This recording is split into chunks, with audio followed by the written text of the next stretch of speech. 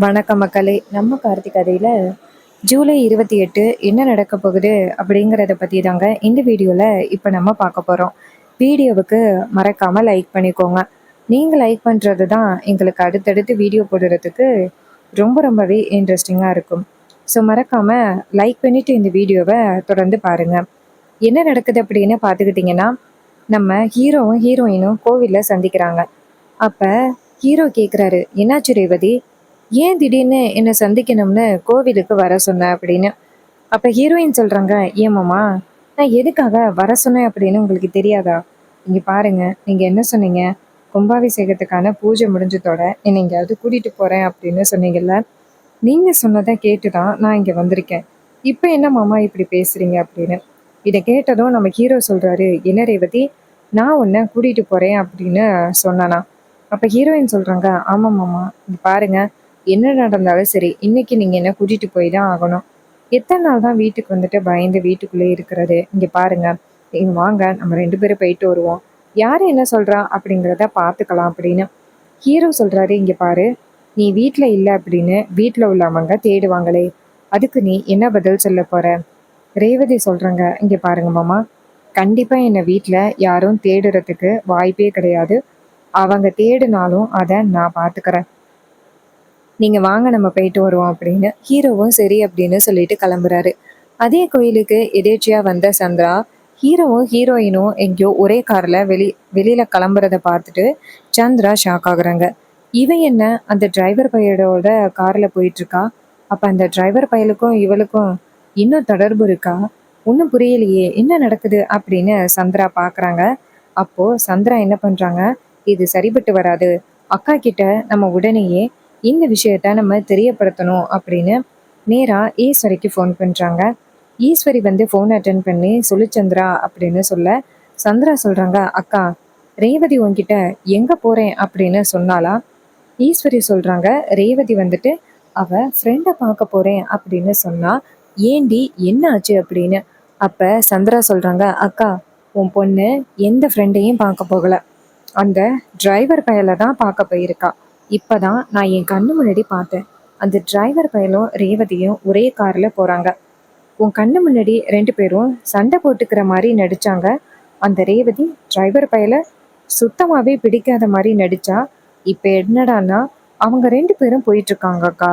என்னால் கொஞ்சம் கூட நம்பவே முடியல அப்படின்னு. இதை கேட்டதும் ஈஸ்வரி சொல்கிறாங்க, என்னடி சொல்கிற, இவ்வளோ பெரிய விஷயம் நடக்குதா அப்படின்னு. அதுக்கு சந்திரா சொல்கிறாங்க, ஆமாக்கா, நான் சொல்கிறது பொய் அப்படின்னு நீ நினச்சா நீ நேரடியாக வா, நானே நிரூபிக்கிறேன் அப்படின்னு. உடனே ஈஸ்வரி சொல்கிறாங்க, சரி, அவங்க எங்கே போனாலும் நீ ஃபாலோ பண்ணு, அவங்க எந்த இடத்துல இருக்கிறாங்களோ எனக்கு நீ ஃபோன் பண்ணி சொல்லு அப்படின்னு. இதை கேட்டதும் சந்திராவும், சரிக்கா, நீ ஃபோனை கையிலே வச்சுக்கோ, அவங்க எங்கே போகிறாங்க அப்படிங்கிறத நான் உன்கிட்ட சொல்கிறேன் அப்படின்னு. இதை கேட்டதும் ஈஸ்வரியும் சரி அப்படின்னு சொல்லிட்டு உட்காந்துருக்காங்க. அப்போது அந்த பக்கமாக ரோகு வராங்க. ஈஸ்வரி ரோகுவை பார்த்து, ரோகு இங்கே வா அப்படின்னு. அவங்க அம்மா கிட்ட ரோகி கேட்குறாங்க, சொல்லுங்கம்மா என்னாச்சு அப்படின்னு. அதுக்கு ஈஸ்வரி கேட்குறாங்க, ரேவதி எங்கே போயிருக்கா அப்படின்னு உனக்கு தெரியுமா? அப்போ ரோகுக்கு தான் தெரியாதே, ரேவதி வந்து கார்த்திக் கூட இன்னும் பழக்கத்தில் தான் இருக்கிறா அப்படின்னு.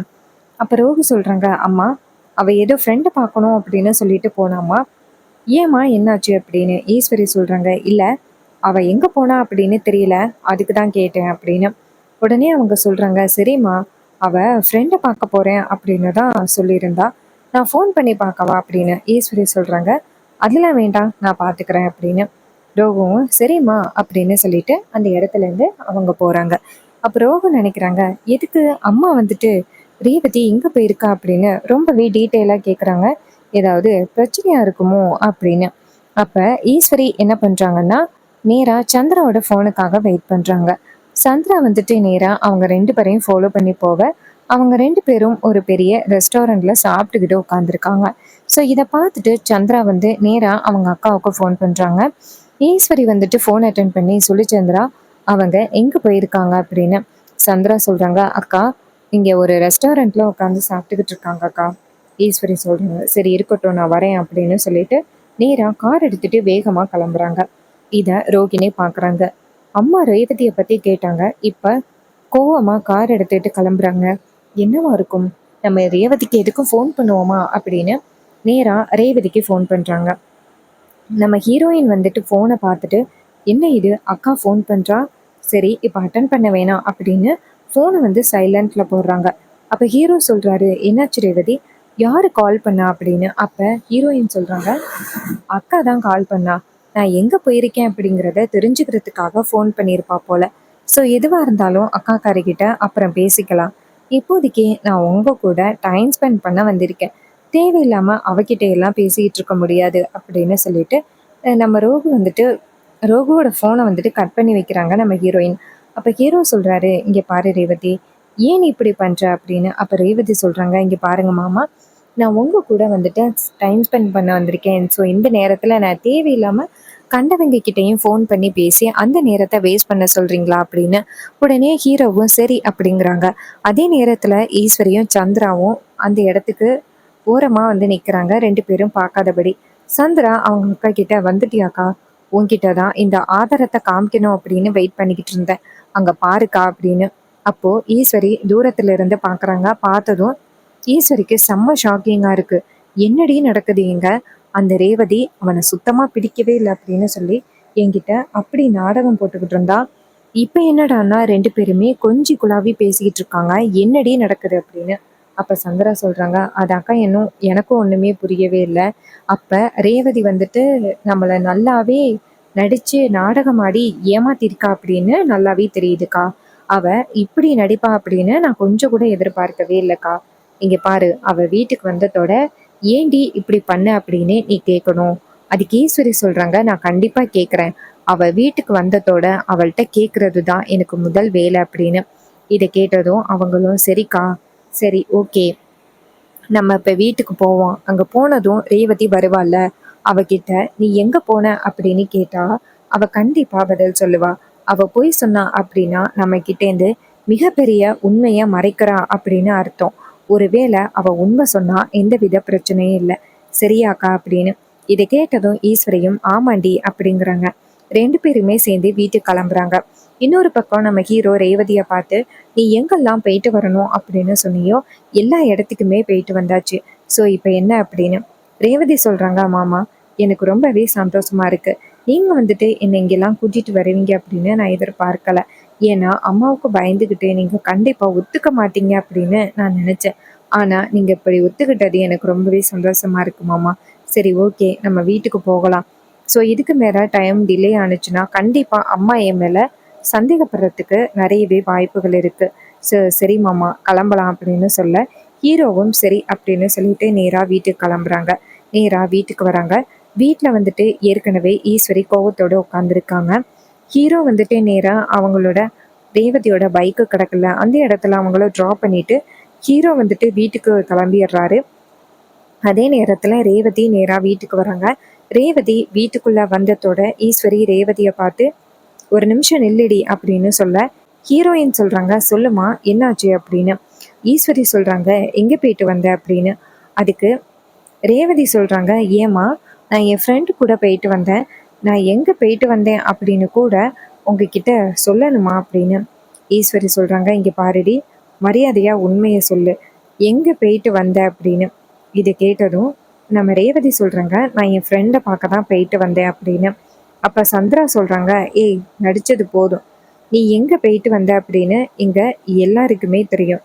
நீ இப்படி ஒரு நாடகத்தை போட்டு இங்கே எல்லாரையுமே ஏமாத்துவ அப்படின்னு நாங்கள் கொஞ்சம் கூட எதிர்பார்க்கவே இல்லை. ஏண்டி இப்படி இங்கே எல்லாரையுமே ஏமாத்துற அப்படின்னு சொல்லிட்டு சந்திரா கேட்குறாங்க. அப்போது ஈஸ்வரி சொல்கிறாங்க, அப்போ நீ வந்துட்டு அந்த கார்த்திகையில் பிடிக்கலை அப்படின்னு சொன்னது எல்லாமே நாடகம் தானே, ஏன் உங்கள் அம்மாட்ட நீ ஏன் போய் சொல்கிற அப்படின்னு. அப்போ ரேவதி சொல்கிறாங்க, இங்கே பாருங்கம்மா, அப்போது நீங்கள் எல்லா விஷயமும் தெரிஞ்சுக்கிட்டு தான் நீங்கள் இப்படி பேசுகிறீங்க. அப்போ ஈஸ்வரி சொல்கிறாங்க, ஆமாம், எல்லா விஷயமும் தெரிஞ்சுக்கிட்டு தான் நான் இப்படி பேசுகிறேன். நீ எனக்கு இவ்வளோ பெரிய துரோகத்தை பண்ணுவ அப்படின்னு நான் கொஞ்சம் கூட எதிர்பார்க்கவே இல்லை. ஏண்டி நீ எனக்கு இவ்வளோ பெரிய துரோகத்தை பண்ணுற அப்படின்னு கேட்டதும் அதுக்கு ரேவதி சொல்கிறாங்க, இங்கே பாருமா, எனக்கு மாமாவை பிடிச்சிருக்கு, மாமா கூட சேர்ந்து வாழணும் அப்படின்னு நினைக்கிறேன். ஆனால் நீங்கள் பழைய பகையை ஞாபகத்தில் வச்சுக்கிட்டு என்னையும் மாமாவையும் பிரிக்கணும் அப்படின்னு நினச்சிங்க. அதனால தான் நான் வந்துட்டு உங்ககிட்ட போய் சொன்னேன் அப்படின்னு. இதை கேட்டதும் ரொம்பவே அதிர்ச்சி ஆகுறாங்க நம்ம ஈஸ்வரி. அப்ப சந்திரா சொல்றாங்க, பாத்தியாக்கா, உன் பொண்ணுக்கு பேச தெரியாது, அவ ரொம்பவே இன்னசென்ட் அப்படின்னு சொன்ன. இப்ப பாத்தியா உன் பொண்ணு எப்படி பேசுறா அப்படின்னு. இதை கேட்டதும் ஈஸ்வரி சொல்றாங்க, ஆமா, இவளுக்கு கொஞ்சம் கூட பேச தெரியாது அப்படின்னு நினைச்சது ரொம்ப பெரிய தப்பு. இங்க பாரு ரேவதி, இதுக்கப்புறம் நீ வீட்டை விட்டு எங்கேயுமே போகக்கூடாது. அந்த டிரைவர் பையில பார்க்கணும் அப்படின்னு சொல்லிட்டு நீ வெளியிலேயே போகக்கூடாது அப்படின்னு. இதை கேட்டதும் ரொம்பவே அதிர்ச்சி ஆகுறாங்க நம்ம ரேவதி. அம்மா, அப்ப இதுதான் உங்களோட இறுதி முடிவா அப்படின்னு. ஈஸ்வரி சொல்றாங்க, ஆமாண்டி, நீ ஏன் பேச்சதான் கேட்கணும், நீ வெளியில போகக்கூடாது அப்படின்னு. அப்ப ரேவதி சொல்றாங்க, அப்போ இதுதான் உங்களோட முடிவு அப்படின்னா என்னோட முடிவையும் கேட்டுக்கிடுங்க. இன்னும் கொஞ்ச நேரத்துல நான் மாமாவுக்கு ஃபோன் பண்ணிட்டு அவர் கூட இந்த வீட்டை விட்டு போக போறேன். உங்களால கண்டிப்பா வந்துட்டு என்னை தடுக்கவே முடியாது அப்படின்னு சொல்லிட்டு நேரா நம்ம ஹீரோவுக்கு ஃபோன் பண்றாங்க. நம்ம ஹீரோ வந்துட்டு ஃபோன் அட்டன் பண்ணி, சொல்லு ரேவதி அப்படின்னு சொல்ல, அப்ப ஹீரோயின் சொல்றாங்க, மாமா, நான் உங்க கூட வெளியில வந்துட்டு வந்தது அம்மாவுக்கு தெரிஞ்சு போச்சு. அம்மாவுக்கு தெரிஞ்சதுலேருந்து என்னை வீட்டுக்குள்ள அனுமதிக்க முடியாது அப்படின்னு சொல்லிட்டு பேசுறாங்க. அது மட்டும் இல்லை, நான் வந்து உங்களை சந்திக்கக்கூடாது அப்படின்னு சொல்கிறாங்க. ஸோ உங்களை சந்திக்காமல் என்னால் இருக்கவே முடியாது. ஸோ அம்மா இப்படி பேசுகிறதுனால எனக்கு அம்மா மேலே மிகப்பெரிய கோபமாக வருது. நீங்கள் வந்து என்னை கூட்டிகிட்டு போங்க அப்படின்னு. இதை கேட்டதும் நம்ம ஹீரோ ரொம்பவே அதிர்ச்சி ஆகுறாரு. என்ன ரேவதி இப்படி பேசுகிற?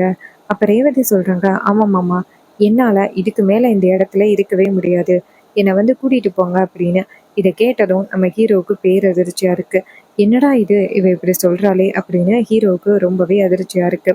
அப்ப ரேவதி சொல்றாங்க, மாமா, இப்ப வரப்போறீங்களா இல்லையா, அப்புறம் நீங்க என்ன பார்க்கவே முடியாது அப்படின்னு.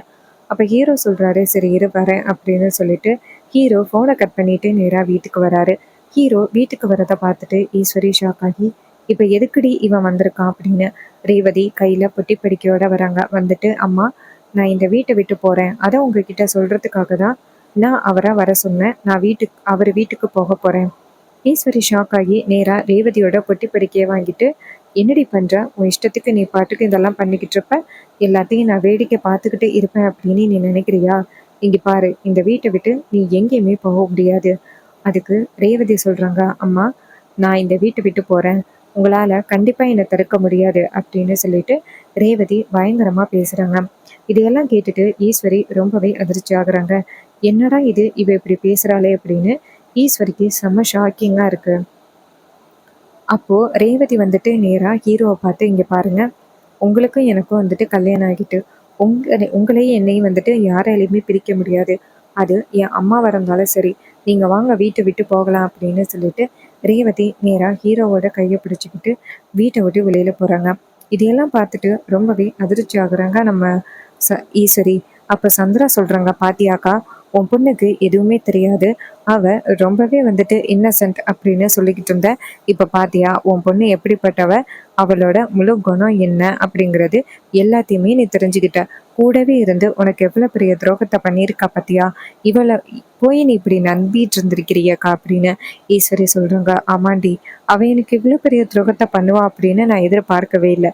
இது எல்லாத்துக்கும் காரணம் அந்த டிரைவர் பையன். அவன் தான் என் பொண்ணுகிட்ட இல்லாதது பொல்லாததையே சொல்லி என் பொண்ணை இப்படி மாற்றி வச்சுட்டான். ஸோ நடந்த எல்லாத்துக்கும் காரணம் இவன் தான் அப்படின்னு சொல்லிட்டு ஈஸ்வரி பயங்கர கோவத்தோட பேசுகிறாங்க. அப்போ சந்திரா சொல்கிறாங்க, ஆமாக்கா, இது எல்லாத்துக்கும் காரணம் அந்த டிரைவர் பையதான்க்கா, அவனை என்றைக்குமே நம்ம மன்னிக்கவே கூடாது அப்படின்னு சொல்லிட்டு சரியான கோவத்தில் நம்ம சந்திரா பேசுகிறாங்க. அப்போ ஈஸ்வரியும் ஆமாண்டி அப்படின்னு சொல்லிட்டு பயங்கரமான கோவத்தில் அவங்க பேசிக்கிட்டு இருக்காங்க. ரேவதி ஹீரோவை பார்த்து, இங்கே பாருங்க மாமா, இதுக்கப்புறம் நான் கண்டிப்பாக உங்களை விட்டு நான் எங்கேயுமே பிரிய மாட்டேன் அப்படின்னு சொல்லிட்டு பேசுகிறாங்க நம்ம ரேவதி. அப்போ ஹீரோ சொல்கிறாரு, ஆமாம் ரேவதி, இனிமேல் நீயும் வீட்டுக்கு போகணும் அப்படின்னு அவசியம் இல்லை அப்படின்னு அவரும் பேசுகிறாரு. அண்ட் இந்த கதை உங்களுக்கு பிடிச்சிருக்கா? இந்த கதை பிடிச்சிருந்துச்சுன்னா இந்த வீடியோவுக்கு மறக்காமல் லைக் பண்ணிக்கோங்க. நீங்கள் லைக் பண்ணுறது தான் எங்களுக்கு அடுத்தடுத்து வீடியோ போடுறதுக்கு ரொம்பவே இன்ட்ரெஸ்டிங்காக இருக்கும். ஸோ மறக்காமல் லைக் பண்ணிவிட்டு இந்த வீடியோவை தொடர்ந்து பாருங்கள். தேங்க்யூ ஃபார் வாட்சிங். See you on next video.